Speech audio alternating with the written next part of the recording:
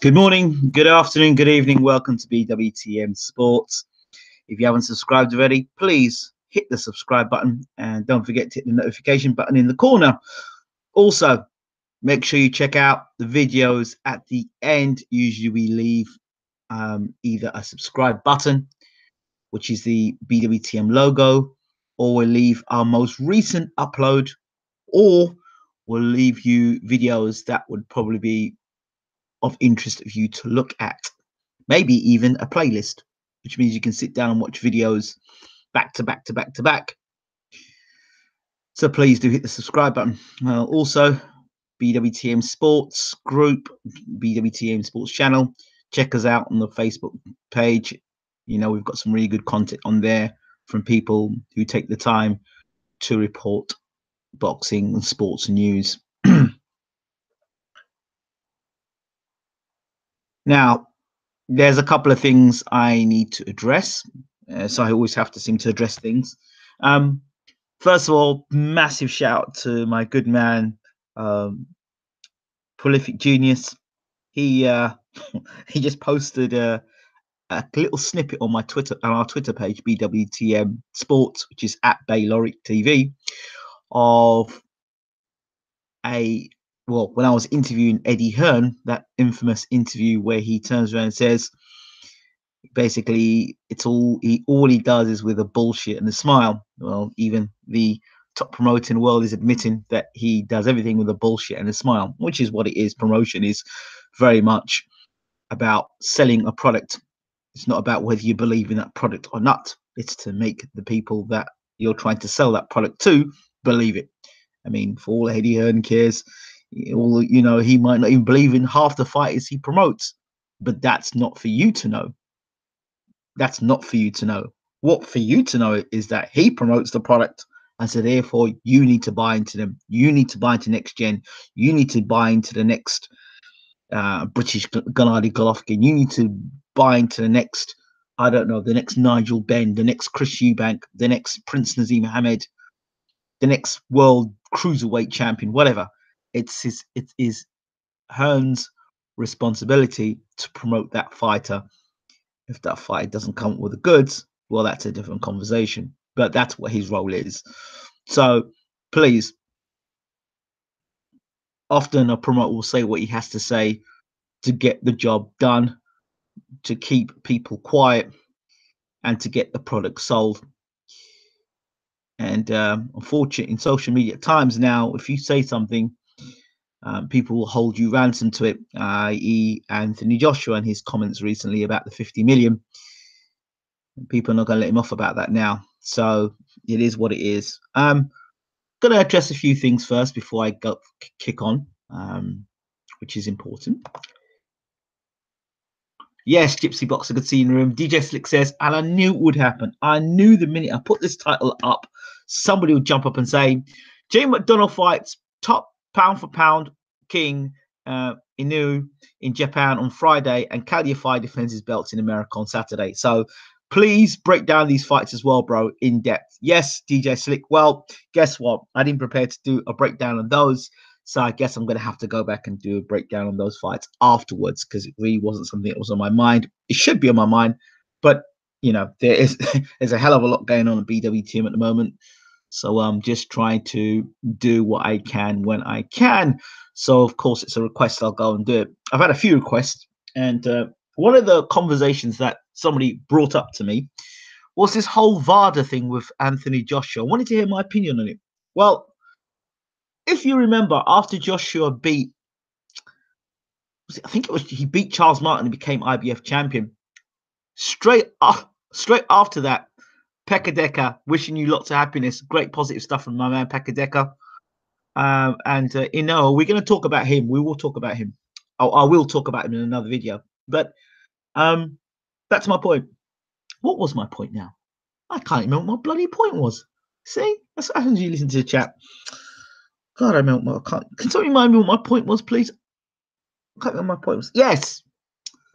It was addressing a comment about Anthony Joshua and the Vada testing. Going back to the Charles Martin fight. If you remember, after the Charles Martin fight, something very odd happened. Joshua was doing an interview with Sky, as you do after you win a fight, and the nation are listening in. And his dad jumps in and he goes, all this stuff about my son's not on drugs. My son doesn't do drugs. No, no, no, no. I thought, well, that's a bit odd. It's a bit weird. Why would your father come out and start talking about drugs when he wasn't even asked about it? Why did he just come out of nowhere and start saying, my son doesn't do any sort of drugs? And like Joshua was like kind of pushing him in the background. Very, very, it was very, very odd. Very, very odd. The dad just jumped out of nowhere and started talking about, you know, saying that Joshua didn't do drugs or wasn't. And there's always been a question mark. I've always had a question mark, and I'm not suggesting he is. Let's get something straight here. I'm not suggesting he is, because I've got no evidence one way or the other. The way he's packed on so much weight from when he first started to career to what he is now, of course, I'd like to know why he shot up so big like that so quickly. People say weight training and bodybuilding. Okay, Joshua A is not a bodybuilder, and B, there have been bodybuilders I've spoken to said there's no way you can pack on that weight without you juicing. That's what I've been told by professionals. And what I'm going to have to do is definitely get a professional on this channel to talk about it further. Now, ironically, Windmill Deontay Wilder is Vada enrolled. That's a box rec that people love to quote. And I've got to go back to blood boxing because he was the guy that really brought this to light. And probably 78 Sports TV has probably done it as well. When you go across and look on BoxRec, the Bible of boxing, the same BoxRec that has Jeff Horn as a pound-for-pound fighter, okay, in the top 5, of course, or top 6. I can't remember if they've changed it since. Now, if this is the case, on BoxRec, the reliable source that everyone goes to, says there quite clearly, Deontay Wilder, Vada enrolled. Then you go to Anthony Joshua, and there's nothing there. So he's not Vada enrolled.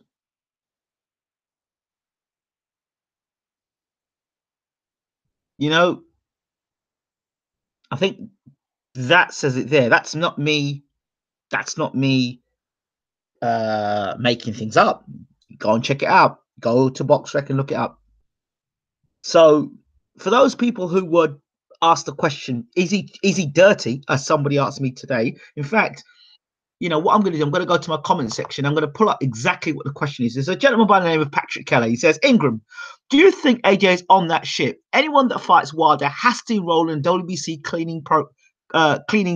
boxing program. AJ has yet to do so. Not accusing him, but it would stand to reason stalling the fight until he cycles off. I don't know. Just curious as to your thoughts. So these are my thoughts. As a matter of fact, I was wondering, and I was tinkering about it in my mind. And I'm asking you, boxing fans, or sports fans in particular, should there be, on BWTM as we move forward, a comment section like we actually address the comments on the channel? I mean, actually a section of videos just for comments. I mean, that, BWTM is not a dictatorship, as some people would like to believe. Although at times there is a need to block unnecessary jibber jabber, and there is a need to block unnecessary troll-like behavior. So it's an idea, and if you guys are interested in it and girls are listening in, let me know. 100 Boxing UK says Joshua cycles. There is a way to cheat the system. Crucial Y.G.N says, I'm sure he is, to be honest. Look at him. You can tell he used to be lean. That's just what I mentioned before. If you go back and look at Joshua when he had his first 5 or 6 fights, look at him then, and now look at the monster he is now. He wasn't that big before. But again, this is just on the eye.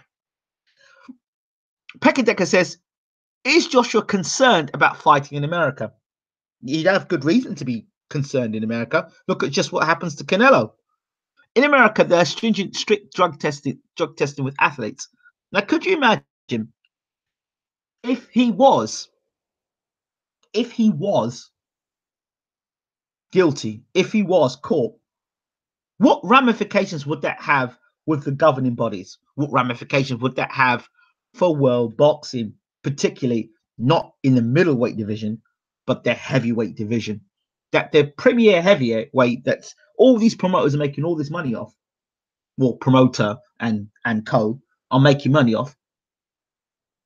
All these fighters that have been beaten by this champion could technically say, you know, he's doing this or that. I mean, Joseph Parker made some comments and he pulled them back real quickly. I thought UCAD was more stringent than Vada. Well, UCAD have still got some questions to answer regarding Tyson Fury and why he was banned for 2 years or however long he was banned for. What was he actually banned for? Can somebody please tell me what Tyson was banned for? What was he banned for? This is the question. What was Tyson banned for? I still up to date don't know what he was banned for. I know what Povetkin was banned for. I know what Canelo supposedly been banned for. Does anybody know why? Just looked at Charles Martin versus Joshua and his dad didn't jump in, unsubscribed. What? His dad did jump in. Dad was asked the question after the fight. After he won the fight, the question was asked. Either was it the Martin fight or was the White fight? One of the two fights. His father came in and was asked the question afterwards.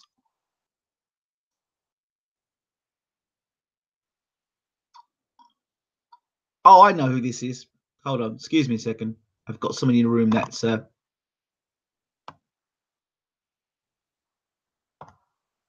we go. Sorry, that's Nightbot. Be careful with Nightbot. Please don't press the caps in the room.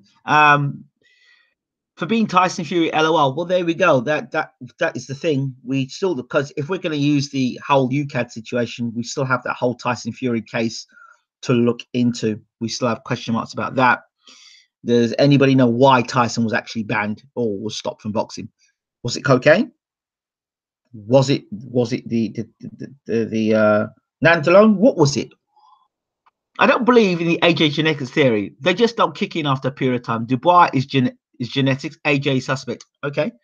Joshua has a criminal record. Can Joshua work in America? Good question. Well, Peter Fury has problems getting into America, right?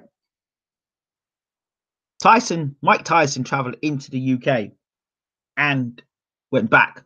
Deontay Wilder came into the UK and fought Oldley Harrison. There may be some discretionary rules based on the athlete and tax and money being brought into the country. When you're a high flyer, we all know that the rules are not there for the high flyers, the elite. The rules are there for us lower down the food chain. Uncastrated boar, apparently. Wasn't it Nandrol for tainted boar? Well, yeah, so we say, but for 2 years? Really? Okay.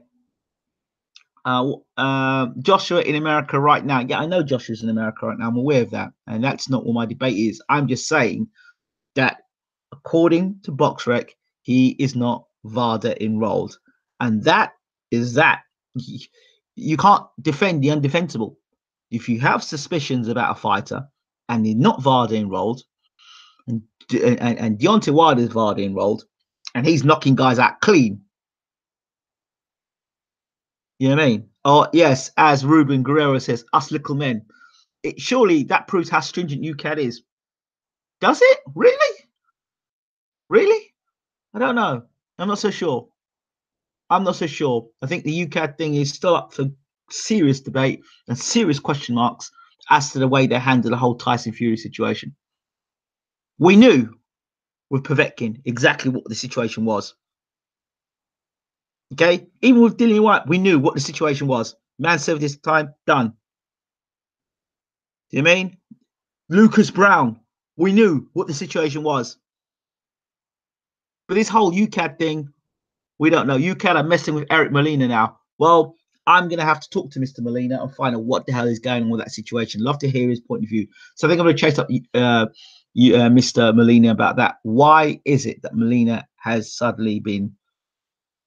I'd like to know what it is. I really would like to know what it is. Who might just really have genuinely been caught? But I'd like to know. I mean, even if you look at the fight between Molina and Joshua, in the first 10 seconds, his back foot was walking towards the ropes. He did not fight nowhere near. Good evening, Aaron Smith. Hope you're well. He did not fight. He didn't have any intention to fight Joshua. Go look at the fight from the first round. Molina's foot goes onto the back foot, and Joshua just comes into him. So I don't know. It doesn't, to me, it doesn't make any sense as to why you would then stuff your body with PEDs if you have no intention to win the fight. It didn't look to me like Molina came to win a title or beat Joshua. He looked to me like a guy who'd come along for a payday. That's what he looked like. And you've got to remember, I actually interviewed Eric Molina at length. And he would say he's going to do this to Joshua, he's going to do that to Joshua, he's going to do this to Joshua. And then, I don't understand it. And if that's the case, then what about the Wilder fight when Eric Molina fought Wilder? If that's the case, was Eric Molina on something then? Because at that point in time, you look at the shots that Wilder was hitting Molina with. He got off the deck to rock Wilder. So was he on something there as well? Now remember, we've seen in the past where fights have not happened because somebody's been done with drugs or PEDs. I said this a long time ago, and it seems like history is coming back. It's the things I'm saying are coming back around now.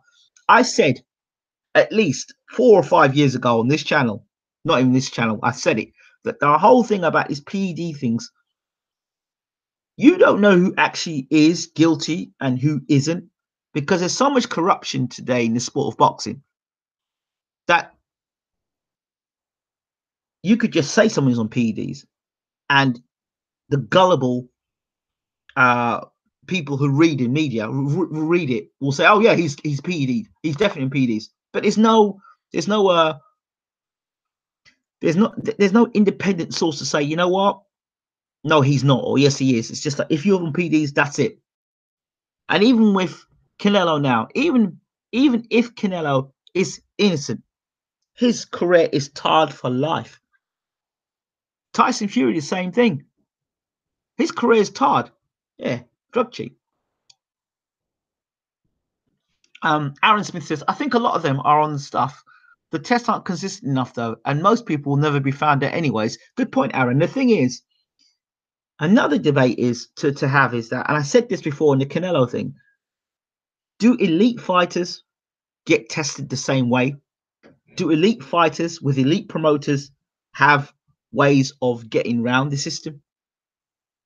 You have to ask the question. We've got now Ruhan Visser, James Ali Bashir trained Ruhan Visser, the South African heavyweight who just won the South African heavyweight title, who's looking at a 2-year suspension. He's looking at a 2-year suspension. And those who are part of the corruption are not going to admit to corruption, are they? Because if somebody says, yeah, I think there's corruption in the sport, really? Well, I would like to investigate this further. You are basically put yourself in a situation. You can't admit there's corruption, because if you admit there's corruption, questions will be asked. I remember Jason Gavin being on the channel a few years back, before he fought Dave Allen and after he fought Dave Allen. And I remember Jason Gavin being very open and honest and saying that he said there was corruption in the sport. If the face don't fit, I'm not sure about if it's the face don't fit. I'd say if the profile don't fit, if your earnings don't fit, you've got to earn a certain amount of money. You've got to be in a certain category. Is it millionaire? Is it multimillionaire? When you got to ask yourself the question, we go back and ask about the Pacquiao questions. Was Pacquiao on something? Then the question was about Mayweather and his hand and being injected in his hand. Was that a situation there? Where does the line stop? Wherever there's money, Gazzo, there is corruption. Absolutely. So, you know, there was a whole thing about Victor Conte and what was going on with him and his situation. Now we are trying to negotiate and trying to talk to Victor Conte to bring him on the channel. That's going to be one hell of an interview. Should Victor come on the channel, we are really working to get him. He says he's pretty busy at the moment, but understandable. He's got a few fighters fighting at the moment. Corruption, and they're all on PEDs. Well, there we go. SP says they're all on PEDs, so that's something, isn't it? You know, that is something. That's why I said you may as well let all of them be on it. But then if you let everybody be on it, there's always going to be somebody else who's going to try and get more and more, more and more, more and more. So where do you close it? Where do you draw the line? Where can you draw the line? Can it be drawn? Or does there need to be an overall sanction body over the world of boxing? Can government get involved? Well, you really don't want government to get involved because there's corruption there as well. So you need an independent organization that is able to monitor what is going on with promoters, managers, fighters' pay, like a union. But that ain't going to happen, and it's not going to happen to the point where, because then, you know, it would be interesting if these people could be then, you know, an independent. But see, once you even do the independent, as we've seen before, it can be corruptible. So I don't know how you go around it. Didn't Tyson also tell the testers to F off, which means a ban, even if he hadn't taken anything? Yep, and I believe Tyson did say that, which wasn't very smart. But you know, he may have been told to say that. I don't know. You just don't know the whole situation. We just get the tail end of a situation from what the media tell us. And there's a lot of things put in the media that's absolute garbage. Remember, media's there to sell papers.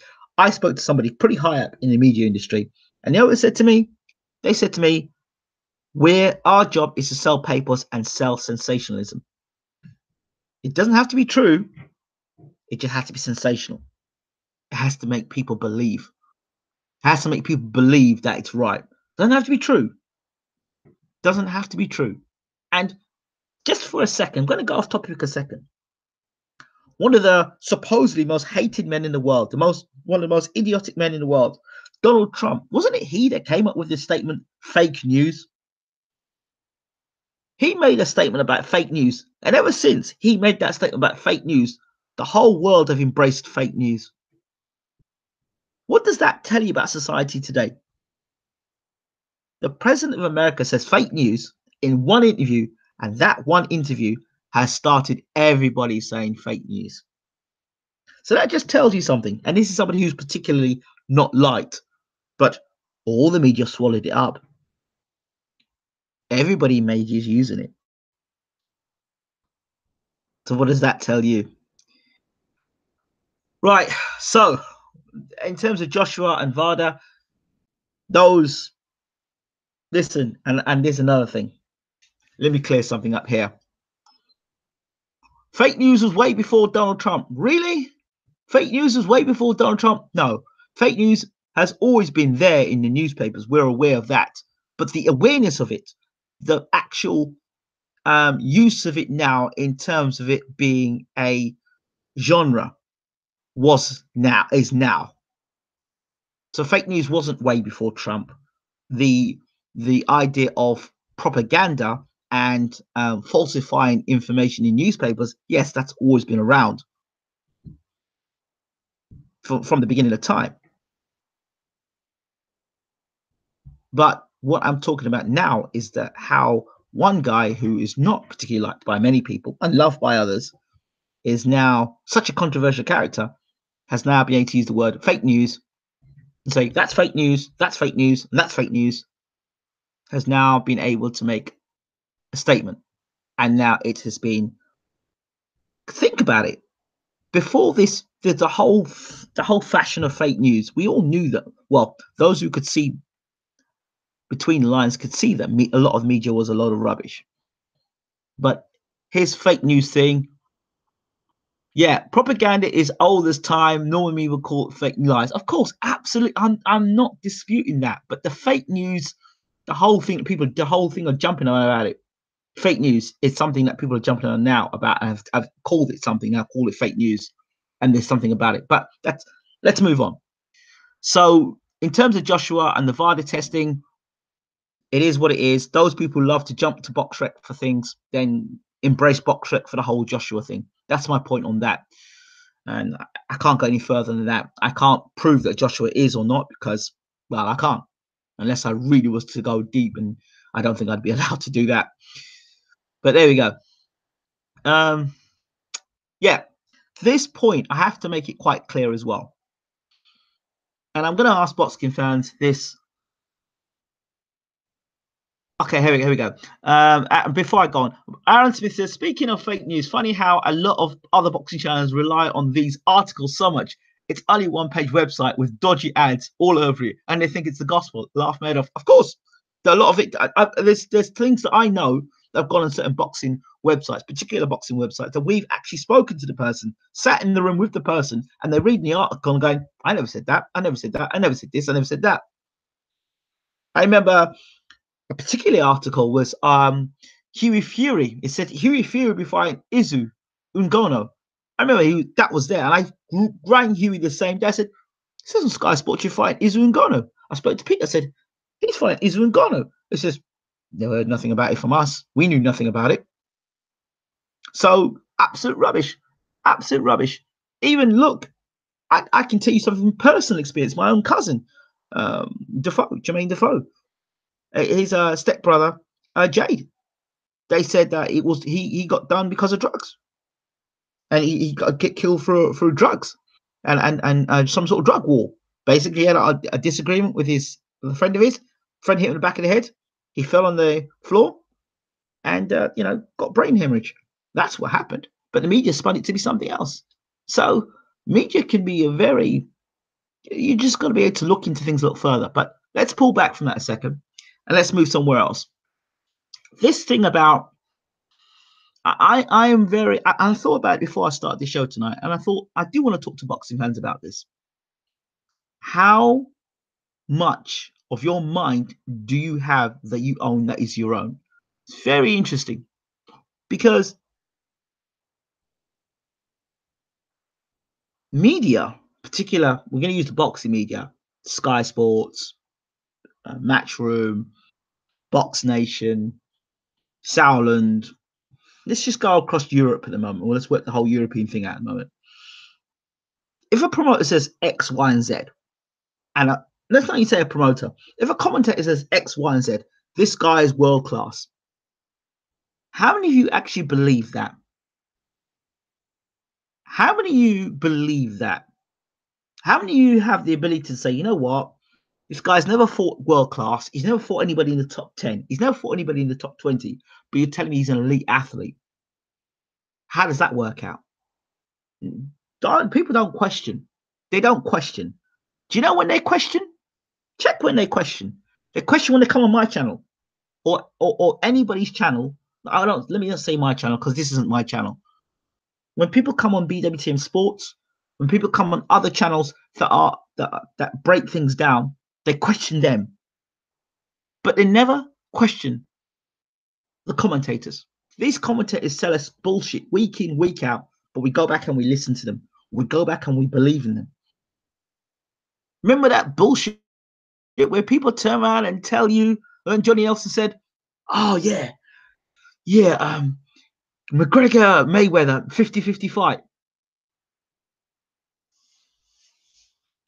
And you had idiots running around saying that McGregor was going to beat Mayweather. This is what I'm talking about. This is what I'm talking about. And then somebody like myself or other channels will break it down and try and show you the truth, or try and show you other ways of looking at things. But you question us. But you don't question the Sky Sports, who are or other organizations who are absolutely full of propaganda and bullshit and agendas. But you don't question them. But you question the people that are trying to bring you truth or try and get to truth as possible. No one believes what Sky commentary says. Well, that's bullshit. Ruben, and you know it's bullshit because half of those people come round fight time, a Joshua fight, will come in here and argue you down about he's the greatest fighter since whatever, and don't want to hear it. How many times was we talking about the Lee Selby situation over and over and over and over and over again? Oh, he's the best in the world. Blah, blah, blah, blah, blah, blah. Told you, and now it's come to pass. Now it's come to pass. We've seen the warning signs with Conor Benn. We've seen the warning signs. We've been warned. We've been shown. People dismiss that until again he gets into a situation again where he meets somebody who will punch him back, who can take his best punch and punch him back. Then we'll see it again. We've seen the warning signs. We've seen the situations over and over again. We've seen over and over again guys who lack amateur experience fighting guys who've had fought either gold medals or fought Olympics or fought in the Olympics or had great amateur backgrounds fighting against guys who've had limited amateur backgrounds in the pro ranks. What's happened over and over and over again? But yet they're going to sit down and tell you it's a 50-50 fight when it clearly isn't a 50-50 fight. It's more 75-25% in the favor of the person who's had the long experience amateur career, decorated amateur career, versus the guy who's had 5 or 6 or 10 or 15 or 30 amateur bouts. Yes, punching power counts for something, but skills, technique, it counts for a lot, and experience counts for a lot. That's why I go about Anthony Yarde or Anthony Yarde, why everyone's rushing to see him. Yes, Master Modes. Yes, why people are rushing to see Anthony Yarde fight Buglioni or Callum Johnson. These guys have had some amateur background, and that helps them. Eric Molina got caught but announced 2 years later. You got to ask yourself again. You got to ask yourself the question why J124. So yeah, that's my thoughts on that. When people say to me, "Oh, you hate Joshua," now, what reason have I got to hate Joshua? What reason have I got to hate Joshua? Oh, he's successful. Yeah, well, he's successful at what he does. I'm not successful at what I do. I've got no reason to hate anybody. I've got no reason to hate anybody. None. There are people that I don't particularly care for, but you're not going to know that. The people I don't particularly care for, and you probably wouldn't know I didn't care for them. You think I get on real great with them, but that doesn't mean anything. So, just don't come here regurgitating the garbage that you've read out there and bring it here. And then when I decide to break it down, call me a hater. I hate bullshit. That's it. I hate bullshit. Yeah. So somebody else came on the channel the other day, and you know what? He's a long time supporter. But I had to straighten the situation out. Somebody said to me the other day, gentleman said, Ingram, you've always been a Tyson Fury doubter, even by your own admission, going back to the early days against Chisora, etc. It's almost like you've been praying for him to slip up. So I had to, again, no disrespect to the young man who's been a long time supporter of BWTM Sports, and we love that. But if somebody sits down and says to me, I've been a Tyson Fury doubter. Now, I've been talking to this man since what, 2000, late 2000, 2013, right? Since 2013, I've been talking to Tyson. Okay. I refused point blank to get myself involved in doing interviews with Tyson during the whole when the whole scandal came out, because I felt really bad. Because when we did certain interviews with Peter, that went and hit every single newspaper in the UK and then abroad. I didn't like it. It was not a nice situation. Didn't like it. One of the guys that I'd grown to love, Tyson Fury, was in a complete scandal. It was a thing that was upside down. People don't know what was going on behind the scenes. I can tell you things about that went on behind the scenes. Well, I could do if I wanted to, but I won't. If I didn't like Tyson, if I didn't have a love for Tyson, there are certain things that could have been said and done. And there's no way I would do that. So, yeah, it's not hating. If you can actually look at a fighter and say, you know what, I like what he does. I appreciate what he does. I appreciate what he brings to sport. But he has flaws. Every fighter's got flaws. Every person's got flaws. I've got flaws, damn it. But at the end of the day, if you come to the channel to get a breakdown and a preview, I'm giving you a breakdown and a preview. If you don't want a breakdown and a preview, then don't look at the video. It's quite plain simple. I don't get it. But you want a breakdown and a preview, but you want to hear something that suits your regurgitated garbage that's come from somebody who's selling propaganda to you or selling fake news to you.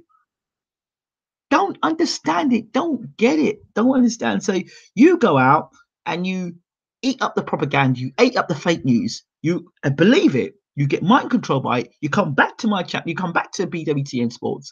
You look at preview and breakdown. And because it doesn't fit the dialogue that's with certain channels that are pushing the agenda of the propaganda and the bullshit and the spin, and I'm unspinning it,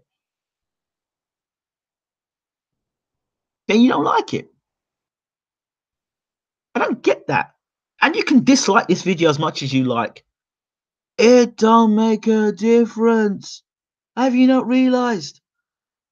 2009 to 2018, it hasn't made a difference. It's not gonna make a difference. You can dislike this video 50 times, 80 times. In fact, I had one video where a guy went and disliked the video. I think he went and disliked the video about 80 times. He did. So you either are one of two things. You're a yes man and woman, which basically means that you'll do as you're told. You will listen and you will not answer back. Or you're another one of these people who will ask questions. So it just depends on who you are.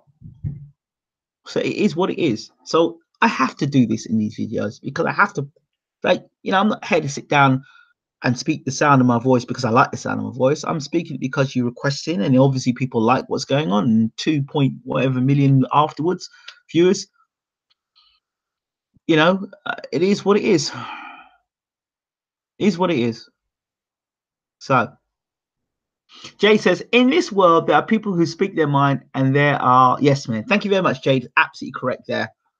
So it's just about being honest and open. Do you know what I mean? And what you see here is what you're going to see when you meet me in person. It is what it is. Look, there's some people out there I know damn well that are jealous as hell. Jealous. And they're more successful than I am, or we are more successful. But it is what it is. And it is what it is. And what they may have done before and got away with, karma is karma's a wonderful thing. Is a wonderful thing. Gazzo says, I've got a feeling Hearn is going to try Matchroom, turning Matchroom into UFC type style, trying to sign boxes and make in-house fights. Can't be good for the sport of boxing. Listen, all Hearn's going to try and do is copy the Al Heyman model. That's what it is. Or the top rank model. The top rank model was all top rank fighters fight in-house. PBC did the same thing. It's a great model for those that want to keep the money in-house. And it's a model they're going to need, because once Joshua eventually gets beat, and if Joshua decides to leave Matchroom, then that's a big chunk of their money that's gone. So it is what it is. Look, so I don't hate Joshua. I don't hate Wilder. So coming back to the Tyson Fury thing, a lot of these keyboard warriors wouldn't dare speak to Tyson to his face and tell him how they felt. I've done on several occasions interviewed Tyson and said, hey, I think you're vulnerable to the overhand right. What's wrong with that? So I'm not just behind a keyboard with a webcam, sticking around and going around asking questions that's to suit the promoter or to suit the, I've got in trouble quite a few times for asking questions that doesn't suit the agenda of the press organizer. So I don't bother going to these press conferences, because a lot of the times it's to scratch when somebody else's back. It's to get a press pass. It's to get to sit in the crowd. And then, you know what? There's situations where I've heard people come back to me and say to me, oh, yeah, I went to the press conference, but when it comes to a huge fight, they forget me. They don't bother with us because it's a big fight. All these guys set at press conferences and they do these interviews, and after they've done the interviews at these small hall shows, or they do the interviews where there's not as much profile to the situation or fight, then when a huge fight comes on, like a big Joshua fight, a lot of these channels don't get a chance to go to the fights. Why? Because they don't mean that. It doesn't mean that much to the people in control. You just have to understand that. So, like I said, I got something. We got something coming. That's all I'm saying. We got something coming, and we'll leave it as that. So we've spoken about that. We've cleared the air about that. We've cleared the air about a few other things. So I don't hate any fighter. I don't hate any fighter. And what I'm going to do, I'm honest. If there's if there are people that come in my channel and start talking about I hate this fight and I hate that fighter, I'm gonna block you straight up. Gonna block you, and delete you off the channel. Do you know why? Because I want to set up a situation, not a dictatorship, a situation where people can have decent debates. You know, there's no point me talking to you about these things and saying to you how I feel about things, and then afterwards, I've told you how I feel, I've explained the situation to you, and then you come back afterwards and then come back regurgitating that garbage again. I don't want that rubbish on our channel. I want the channel to be a channel where people can come in, they can get the news, they can get the information, they can debate, they can decide, well, I don't agree with him that opinion of that channel, of that opinion. Or I do agree with him there. It's something to think about. As long as it's, and then I might say, look, I think this guy, this southpaw may not throw enough punches, or he must throw more punches, or I don't like the way his attitude is outside the sport. He's not dedicating himself outside the sport. He needs to spend more time inside the sport. And listen, I don't hate any fighter. I think every fighter that goes in the ring and puts it on the line deserves maximum credit and deserves maximum payment. So yeah, I wanted to say that. But anybody comes and starts talking that garbage, then you know what? Block. Simple. Block. So we have a situation. We've got people on the channel that actually want to listen to proper debate, and we're not spending time blocking people. So that's what it's up. I'm not interested in competing with other channels. Couldn't care less. I wish everybody success in what they do, because it'd be nice to wish success. But if people don't want to be, and there's questioning. That, by the way, when you question me, please take the time to question those that are also in a position that are talking this bullshit all the time. Please question them as well. There aren't many straight shooters in boxing. I can think of yourself, Malinaji Merchant. Thanks for putting me in the same class as those guys. I'm just speaking in my mind. Ingram, what do you think about Hearn rubbish in Box Nation for being a subscription service, but he's selling a subscription service? Listen, remember. He's a promoter. It's bad for business. It's bad for business if a rival promoter is going to sit down and decide they're going to go with a subscription service. And guess what? Their fights may be as good or better or more competitive than your own. Hey, you're getting good fights from America. You're getting good in-house fights. There are good fights that are going on. Why not? It's about competition. And nobody wants competition, really, do they? They just want a monopoly and own everything. But I tell you, if Frank Warren said, you know what? If Frank Warren said tomorrow, you know what? T. Eddie, you can get a cut of what we're doing at Box Nation, right? If you can get a cut, you can get a cut of that as well. You get a piece of the pie. Then Eddie will be like, oh yeah, I think this Box Nation deal's a brilliant idea. I think it's great for subscription. Remember, they're just after their own backside. They're all after themselves. That is what it's about. Simple as. Ingram, the British media needs to change. I'm very fed up with the same old questions being asked and the same format. There are only a few like you, Fight Talk, etc., who answer your questions. Well, oh dear. Listen, there's certain people within media at the moment that know that their time is limited. They know their time is limited. They might be on a station, they might be on TV, but they're more or less redundant because that way, that style is very much out of place. And I've said online television is the way forward. I've been saying that since 2012. So, YouTube is going to be, for us, BWTM, It's going to be its days are numbered on BWTM. We ourselves will probably be going to be having a subscription service. We ourselves will probably be having our own TV station online, not YouTube, and having our own platform so we can dictate what we're going to do, sponsorship, commercial, all the rest of it. So you get a better service and you get more for your buck. That's what the plan is, straight up. So it is what it is. Ingram, you should do a stream later to talk about Unai Emery going to Arsenal. I did do an interview about Unai Emery being at Arsenal. I think I mentioned it yesterday, early in the morning, about Unai Emery. Congratulations, Mr. Emery. It's great to see you there. Some success is coming to Arsenal. I like success. As a successful coach myself at grassroots level, right up to national level, I like success. If you've got a lemon squeeze it, Ingram, have you ever thought about going into hardcore pornography? Great question, Matt B. My answer is yes, I have thought about it. Ironically, the area that I live in was the home of Ben Dover. How do I know that? Well, because I actually got to meet Ben Dover at the nightclub when I was in the nightclub industry. I met him twice in a week, and twice in 1 week. And Mr. Ben Dover, well, you know what?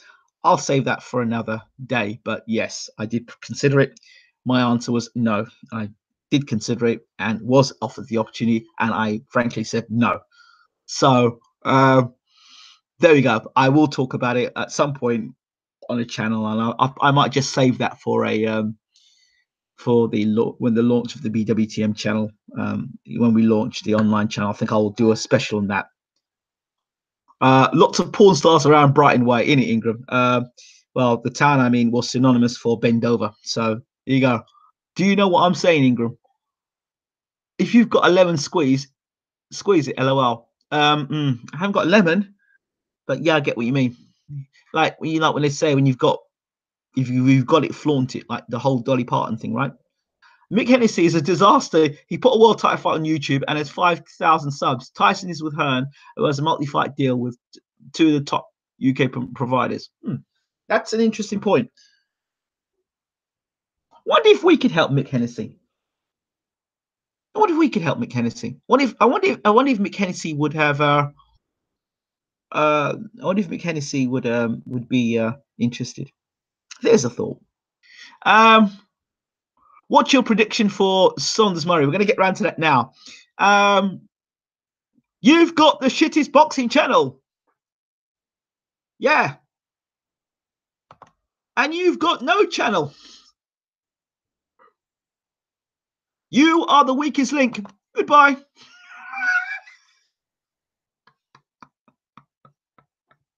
And it actually isn't a boxing channel, you muppet. It's a sports channel. This is what I'm. You see what I mean? You see what I mean? People come in, just do that. Jason Way, probably not even his name. Too many trolls. That's all right, but I just had to put him straight there. So Jason, wherever you are, goodbye, mate. You seem to have more stories than J.K.R. Rowling. LOL. I could tell you some stories, and if I told you them, you'd be in stitches. And I'm going to start releasing stories bit by bit. Anyway, so let's get on to Billy Joe Saunders and Martin Murray. We need more nice casuals like myself. Shout out to my good friends in the US. Of course, BWTM is a US-based company, not UK. So shout out. Ben Dover is a legend. He's an absolute legend, a great guy, and does a lot for the industry. So there we go. We know you know. Tell us the details on the split between Tyson and Peter. Tell you what, Emmett, do yourself a favor. Contact Peter. His gym is in Bolton. Take a trip. Go on the train. Go down to Bolton and ask Peter yourself. Or tell you what, Ruben, get yourselves, get on the train, go down to Tyson, ask Tyson yourself. Why don't you ask Tyson? Why don't you ask Peter? Don't ask me. None of my business. Don't care.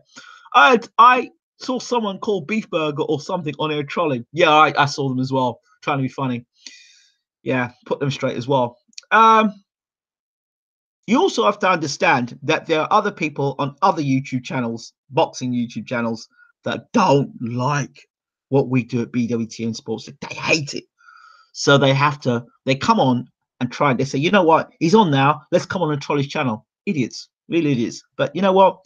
The day of the troll is coming to an end, because once we're on our on platform, they want me to do this stuff. So enjoy it, trolls. But you're gonna hate me even more soon. So anyway, moving on.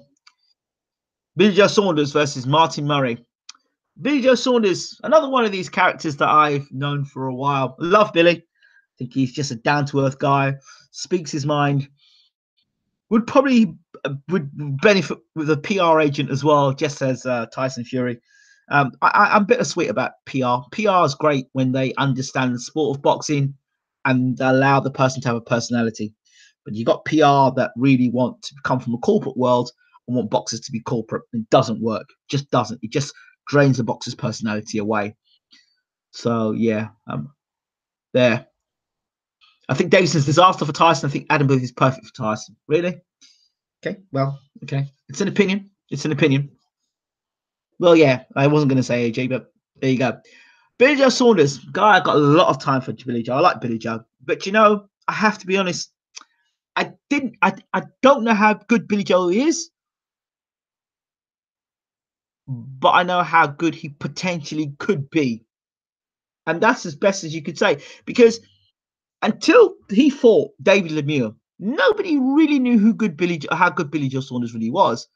And like the Lemieux fight is like a first block on that world scene. Really is. That's why people keep going on about Lemieux fight over and over and over again. Because that's the first fight people can say, we fought Gennady Golovkin. And he can punch. And if he catches you, he knocks you out. I knew two things about Lemieux. He punches very hard and can't box. So those are the two things we knew about.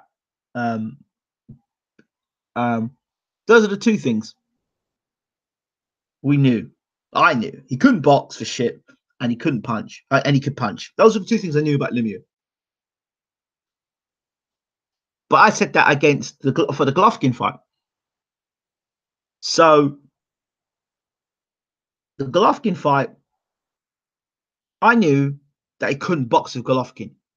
Lemieux's best chance against Golovkin was to try and out punch Golovkin and try and knock Golovkin out. That was his best chance.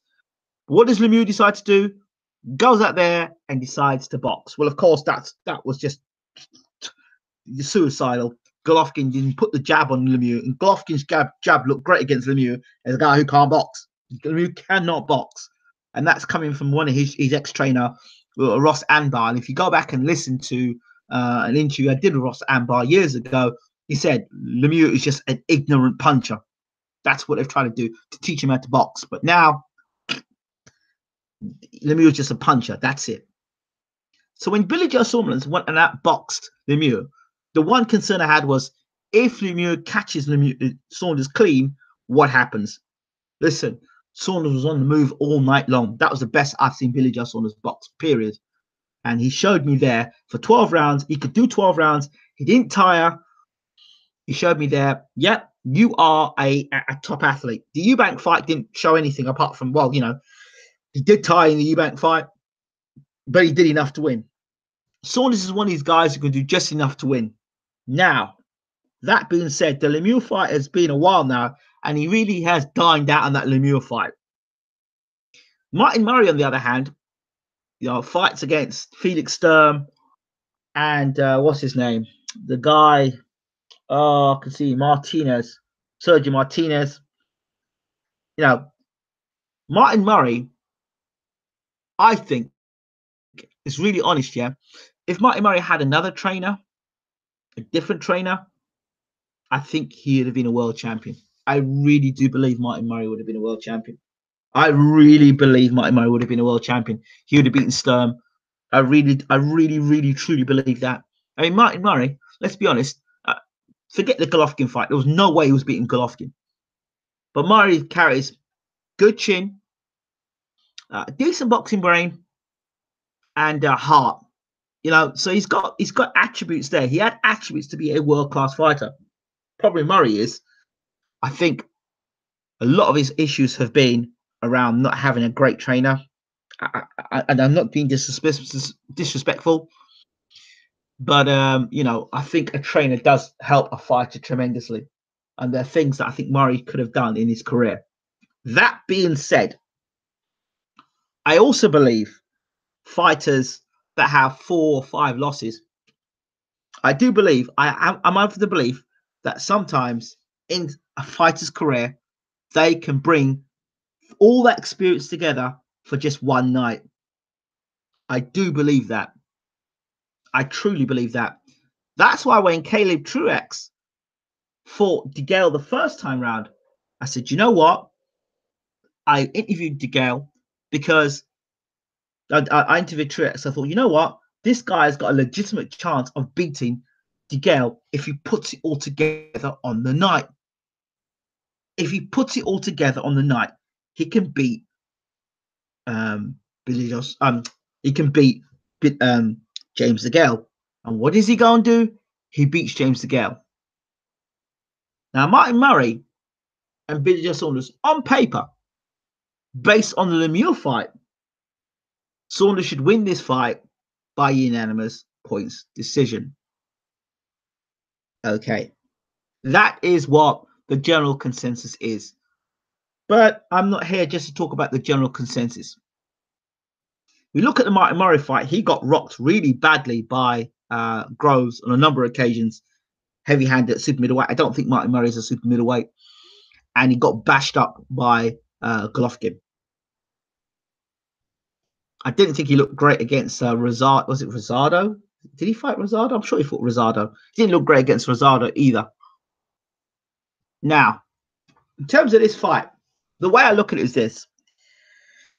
I hope Billy Joe Saunders doesn't fall into the trap that David Hay has fallen into. Well, he fell into it. But his whole "I'm a better fighter than you, I'm going to obliterate you" statement and thought process, along with the Lee Selby, "I'm a better fighter than you, you're crap." I hope Billy Joe Saunders doesn't go along those lines. I really don't. That he just thinks he just has to turn up and do the same thing he did against Lemieux to win, because that, for me, isn't enough to beat Martin Murray. For one, Martin Murray is a better boxer than David Lemieux. Far better boxer. Far better boxer. Martin Murray has, you know, I think he's looked better against better world-class opposition than Lemieux has done, okay? Looking at his fights against Sturm, his fight against Abraham, in a fight where I was angry, very angry with what I heard in the corner when they were talking about Martin Murray. Martin Murray was in the corner and his trainer said, just muss him around. Just poor instructions to Martin Murray. So when he was in Germany, just mess him around. You should have just put the pressure on. For Martin Murray,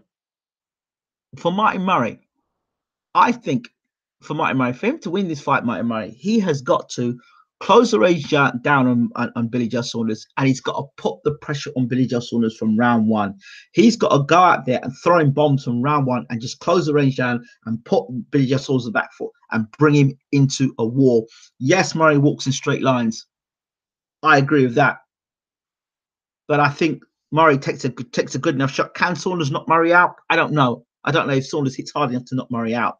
Don't know about that. You know, so he's gonna have to keep. I say we go back and look at the fight he had against Nick Blackwell. That's a good. I think the Blackwell fight. I think, was it Blackwell? Sure, it was Blackwell, where he pushed Saunders in one of the toughest fights of his career, pushed him back. If he can keep Saunders constantly throwing punches, and that's the only way Saunders, Murray's got of beating Saunders, is to fight with a very, very high work rate. Guard up, high work rate. He's got to fight that way and work Saunders' body. He's got to do that. I mean, everyone's talking here. I see everyone in the comment section. Oh, Saunders is going to do this. Saunders is going to do that. Listen, the same people saying probably the same things about Lee Selby against Josh Warrington, and was shocked that Josh Warrington beat him. So for me, it's not out of the question. A guy like Martin Murray can't beat Billy Joe Saunders. Saunders should win the fight because he is the more skilled fighter. Unanimous point decision. All right. But Murray's got the tools to make this a very competitive and very difficult fight for Billy Joe Saunders. This is not David Lemieux. Okay. And he didn't look great against Wolverine. I know a lot of people talk about Dominic Ingle and how Ingle's got him fit. Yeah, but he's a professional fighter. He should be fit anyway. I can't tell you that Billy Joe Saunders has lived a life previously, right? But Dominic Ingle has got him in great shape, and that's fantastic that he's got him in shape. People making all this stuff about, well, Dominic Ingle's got him in shape. He should be in shape anyway, period. That's because that's a professional fighter. A professional fighter is paid to get himself in shape all the time to fight. Right? You don't hear people talk about, Mayweather, well, his trainers, he's in great shape now. Mayweather's always in great shape. Consummate pro. You did pick, you know what, Emmett, you're actually beginning to annoy me now. You actually are annoying me.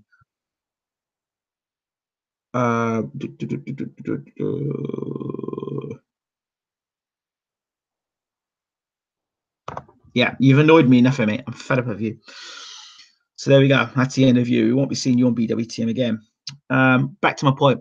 Saunders and Murray.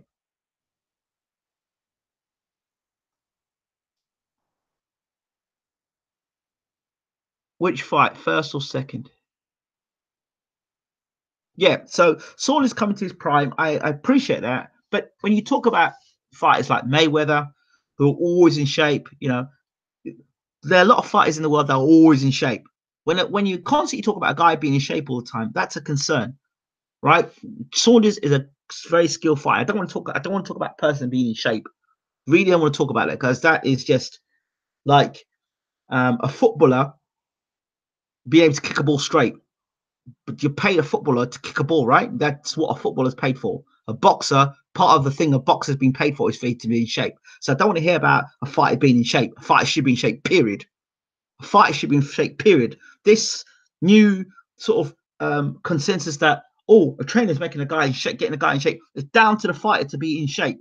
You think you could talk that crap to Abel Sanchez or Peter Fury or James Elabishere? Fighter needs to be in shape. Fighter should be in shape, period. And then what the time should be spent in camp to do should be to harness the skills. So they should be keeping fit all the time. So all it is the skills are being harnessed and improved on.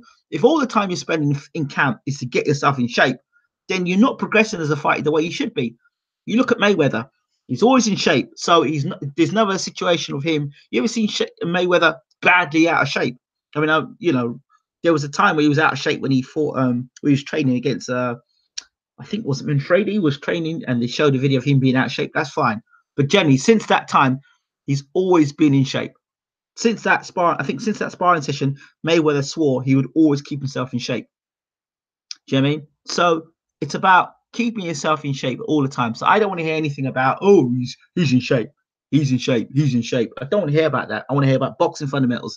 Saunders has got great boxing fundamentals. May not be the biggest puncher, and he likes to have a row. Spatafora, thank you so much, Lawrence Williams. He likes to have a row, Saunders. Remember that. Saunders likes to have a row. He likes to have a fight. He likes to sit in front of you and have a row, particularly in the later rounds. The Lemieux fight, we didn't see that because he's on the move all the time. But I suspect in this fight, he's going to sit down and have a row with Murray at some point because Murray's a better boxer than David Lemieux. So don't compare the Lemieux fight with Murray. Murray's a better boxer than Lemieux. Murray is probably tougher than Lemieux. But the thing is, I don't think Murray's as fresh as Lemieux. So at some point, I think Saunders is going to hold his feet. When Saunders holds his feet, when Saunders is not on the move, when he's not on the move and he holds his feet, that is Martin Murray's best opportunity to fight Saunders. Best opportunity. And that when he's in the trenches, digging in body shots in, really testing that supposed fitness he's got with Dominic Ingle now. Testing it. Test it. Test it.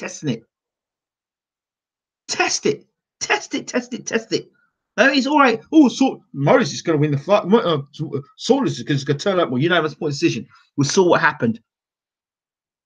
If there are question marks about Saunders, I still would like to see that stamina tested against a guy who can box. Okay, so this is the thing, and Ruben says he's not as fresh as Lemieux. He's not as fresh as Lemieux, and he doesn't hit as hard. But that's where the complacency can fit in. That's where complacency can fit in. Remember, it's complacency, and he has been complacent before. Saunders is one of these guys who'll do just enough to win, just enough to win, and he knows. Remember, his head is probably, this is no respect to Billy Joe Saunders. His head is gassed up now from the Lemieux fight, because before he wasn't getting the credit he deserved. Now he's had the Lemieux fight. Everyone's gassed him up about the Lemieux fight, right? And I've got a huge amount of respect for Billy. I've got a lot of love for Billy. But you can't help not having your head gassed up since the Lemieux fight. So in this situation, there's that situation where with every sports person who gets their head gassed up, every sports person is able to gas. You say Murray's not able to close the gap. I can't believe you said that, because you forget he fought Sergio Martinez. Martinez is one of the best fighters, tremendous footwork, great punching power. And he closed the range down on Sergio Martinez. Think what you want about Sturm, but Murray gave Sturm a damn hard fight. And I think he beat Sturm. But remember, this is the same Sturm that blew away Darren Barker, injury or not. He still blew Darren Barker away. You forget that fight. The same Sturm that beat Oscar De La Hoya. Oh, but Oscar De La Hoya wasn't really a middleweight. But they gave him De La Hoya the decision.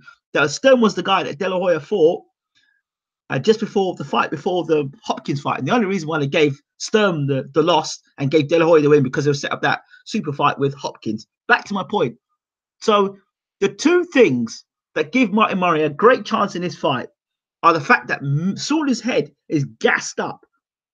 It would be gassed up, because if you think about the crap Saunders has been dealing with before this fight, a lot of people had no time for Billy Joe Saunders. They didn't. A lot of people didn't rate Billy Joe Saunders. The Lemieux fight opened people's eyes as to his skill set. Those who knew Billy Joe Saunders and knew how good Saunders was from his skill set knew that Saunders was a class act. So what we have, particularly in British boxing, is this extreme where guy's a complete shit fighter.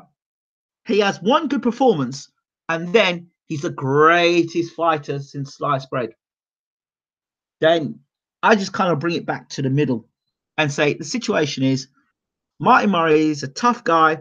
He's an experienced fighter, and he's a lot better boxer than a lot of people give him credit for.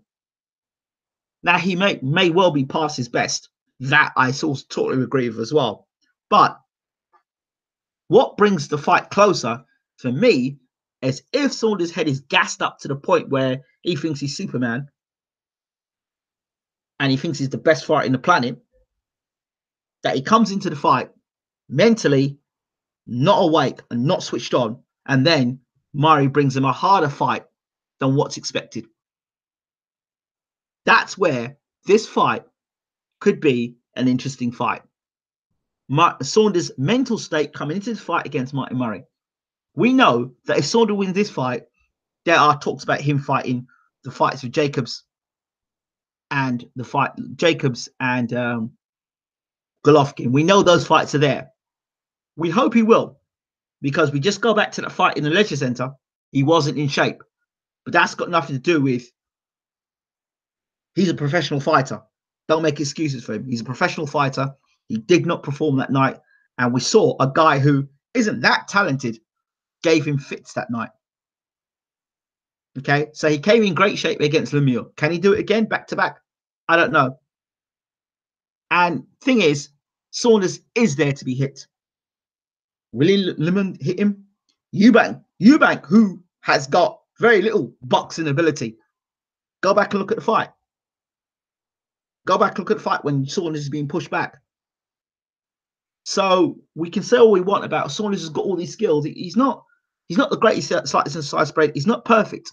But like I said, when I look at boxing and breakdowns, I don't just do the boxing ability. There's more than that. There's the mental state as well. So I want to know if Saunders is level-headed enough to get into this fight. If he's level-headed enough to get into this fight and be able to say, you know what, the Lemieux fight is gone. I need now to repeat that performance against a different type of threat. That's what I want to know. That's what I want to know. Can Saunders, this is where he needs to be switched on because it's fights like this. It's always the fight before the super fight. That's a dangerous fight. So he needs to ensure that yeah, the Andy Lee fight. Go back and look at the Andy Lee fight. He needs to ensure that he's totally switched on and gives Martin Murray a serious consideration. And as for Murray, that Murray hopes that Saunders isn't going to take him 100%, that Saunders thinks that Murray is Lemieux, and that Murray and Billy Joe Saunders underestimates Murray, and Murray's able to close the gap. Saunders takes center ring and tries to have a war, and Murray meets him there. That now makes a fight more interesting. Saunders should win unanimous point decision. But if he holds his feet, if he decides to be gassed up with the whole "I beat Dave Lemieux, I'm the greatest thing since sliced bread," and he believes his own hype, this is where it's a dangerous situation. Lee Selby believed his own hype and kind of dismissed Warrington. But there were technical flaws there with Selby, which I talked about before. Murray has everything to lose. Murray's got nothing to lose, and Saunders has got everything to lose. That makes him a dangerous man. Wasn't Andy Lee decent? Billy Joe Saunders. Murray will be fighting for his career. If he loses, this will be his last opportunity for a world title. I totally agree with you there, Lawrence Williams. I totally agree with you. And so therefore, the script says Billy Joe Saunders, unanimous point decision. The actual fight, this will be a different matter altogether. I can't just say, oh, because Dominic Ingles got him fit, he's going to win the fight. Really?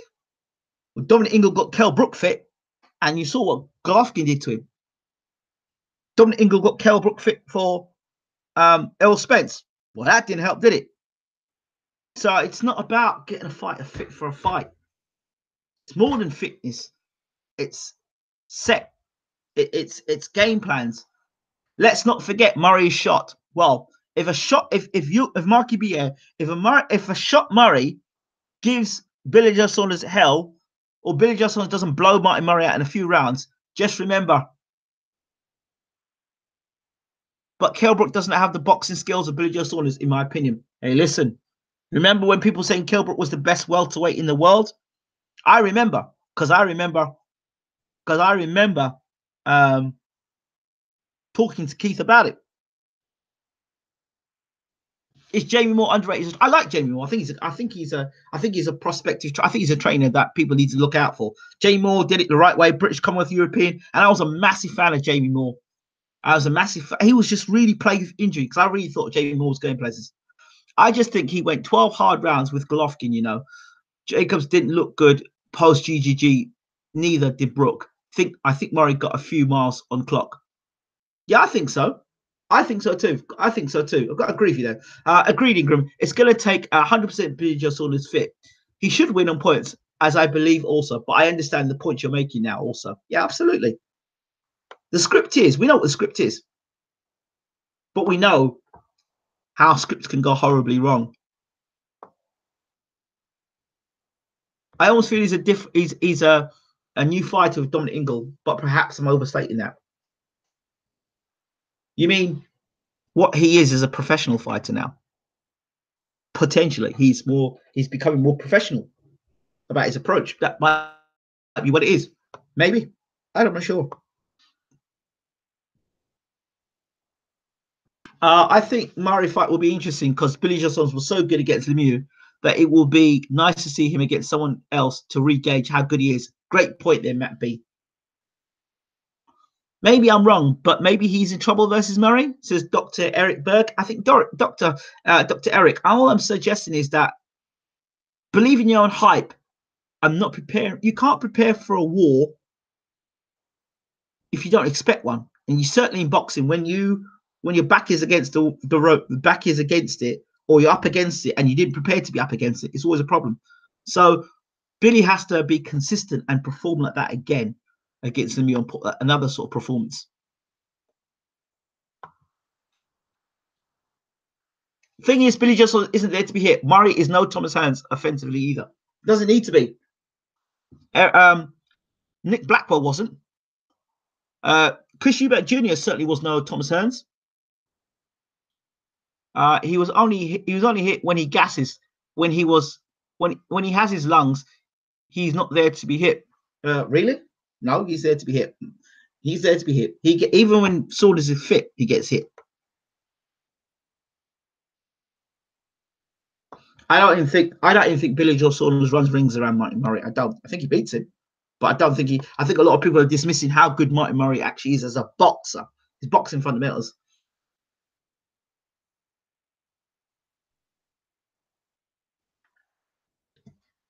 Yeah, so those are my thoughts on that. Ingram, Billy Joe Saunders is one of the fighters I do respect. What's your opinion of these fighters like Saunders, recently Warrington, go through British, Commonwealth, European? Yeah, I'm a big supporter of British, Commonwealth, European world. I really am. Because along the way from British to world, you go through different challenges. You go through different tests. You go through different tests and different challenges. British, Commonwealth, European world, and each time we're getting a chance to see you at different levels, and we're also seeing you growing from pretender to prospect to contender to champion. I love that. I really love that, and it does say something about those fighters. British, Commonwealth, European world. I love that. I love to see fighters do that. I have great respect for those fighters. Tanaka K says, as a lot of senses, as per usual, Ingram, being in shape should always be prerequisite of being a sports person. I'm not going to sit on this channel and congratulate somebody for getting into shape. That's part of the damn sport, being in shape. Damn it. That's standards dropping, man. Oh, it's like me. Well, congratulating Thomas Hearns for being in shape, or congratulating Sugar Ray Leonard for being in shape. What? Or congratulating Sugar Ray Robinson for being in shape, or congratulating Muhammad Ali for being in shape. It's unprofessionalism. That's it. Call it for what it is. Unprofessionalism. That's it. So I'm not congratulating anybody for being in shape.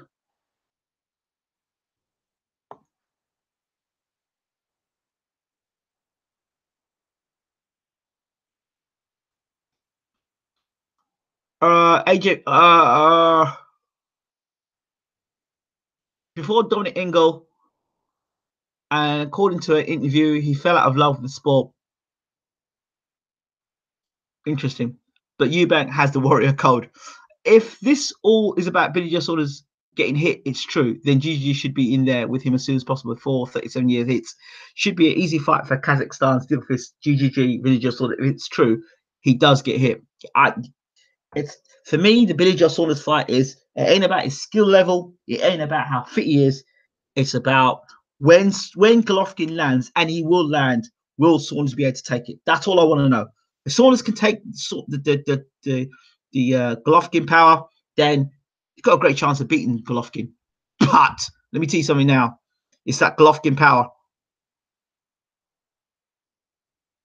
Because Saunders is a mover, and Golovkin generates his power if you stand right in front of him. That's why guys like Brook and Jacobs and Canelo have worked out Golovkin. If you stand in front of Golovkin, you mincemeat. But if you want to start moving your feet against Golovkin, he can't generate power the same way, because he's going to have to move his feet. You just got to maneuver Golovkin around the ring, and that's why Saunders has got a great chance of beating Golovkin. But again, the punching power.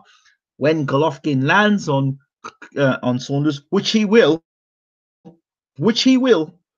then we'll see what Saunders has got. I'm very curious to see Tyson return. That said, that the barometer. Okay, let's see.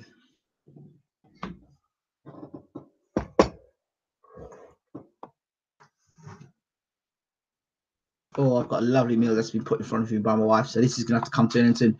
Congratulations for getting back into shape, not being in shape.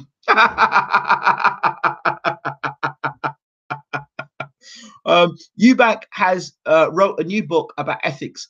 Heard the follow-up on Sussex. Oh, did you? Great. Well, I'll have to go and check that out. I don't see Gigi beating Saunders easy. Name all the California Mexicans. That's a lot, Aaron. Mikey Garcia. Canelo took Gigi's power. The reason why I took Gigi's power is because he was on the move most of the time. I think Peter was very loyal to Mick. So Tyson dropping Mick for another promoter has made it very hard for Peter to continue training Tyson. Can't beat GGG by running. Really? I thought Jacobs had him beaten. I thought Canelo showed us the way of how to make Golovkin look ordinary. Golovkin is not that hard hitting. He is mainly freakishly accurate, which results in so much of the accumulation of wear and tear that fighters are used time you're receiving. Yeah, I appreciate that. I understand that. Jacobs got his ass beat. I think we've got a troll in the room. Yeah, and Billy Joe moves much better than Canelo. I rate Billy Joe Saunders highly, but Canelo and GGG's power is different to anyone he would have experienced. This is my point. And Mackie Hatton still takes 2 paracetamols a day, and Martin Mo said he feels like having a baby. There you go. That's my point. That's what I'm saying to you. Billy Joe Saunders stops Murray in the later rounds. Billy Joe Saunders is another level of skill to Murray. It's got nothing to do with skill when it comes down to later rounds. And well, Kell's eye fell apart. Yeah. Kell's eye was also broken by a welter. There you go. That tell it as it is, Rob. Right. I can't say any more about this. People have made their opinions up about Billy Joe Saunders and Martin Murray. All I can say is just giving you some thoughts of a breakdown of the sort of fight I'm expecting. Thank you all so much for watching. 2 paracetamols a day, LOL. Got a link for that, AA. Okay, I'm a troll. I'm with the YTBC. I have a channel too. Not a troll. That's my opinion. I'm new sub to you. Okay, well, Michael Estrot from the YTBC. Okay, shout out to Michael Estrot. Thank you for the subscription. I think you're missing how tough Billy Joe is. I don't know how you can tell someone's tough if they haven't fought a guy like Golovkin, who is a world-class punch. I just don't know. I just don't know. Of course, skills got something to do with it. But skills are cool, Gypsy Boxer. But skills are not everything. At the highest level, skills are percentage. The highest level of percentage. And trust me, in elite coaching, it's to do with your mental approach. Your mental approach is what I'm talking about here. Billy Joe Saunders has never been knocked down, but he has yet to test himself against the highest level, GGG Canelo. Thank you, Matt B, for putting it there. That is what my point is. So nobody knows how good Billy Joe Saunders really is. He had a scare against Wolverine for short at the Leisure Center. And he had a rumble with Chris Eubank Jr. He had a brilliant performance against a guy who couldn't box in David Lemieux. But I said that in my preview. So there you go. That's my thoughts there. I wish both fighters the very best in this fight. And, as always, nothing personal. I just, breakdowns. No fighter is invincible and no fighter is beyond criticism. But I give every fighter the credit in the world because it's very hard to be in that sport. It's very hard to dedicate your life, to be away from your family. Very hard to constantly be in the gym working on things when you don't really want to be there. It's a hard sport. It's a very hard sport. So I've got all the credit for any fighter in the world. Anybody who decides to put a pair of gloves on, get in the ring and fight, a lot of credit for them. Right, that's it from me. Shout out to our new subscribers, of course, and just trying to keep it as real as possible. Would you like to be on our podcast explaining DJ beating GGG? I would. I wouldn't mind coming to a podcast to talk about Danny Jacobs. I think it was a very close fight. I definitely don't think it was a landslide for Gennady Golovkin. So I'd love to talk about it. Absolutely.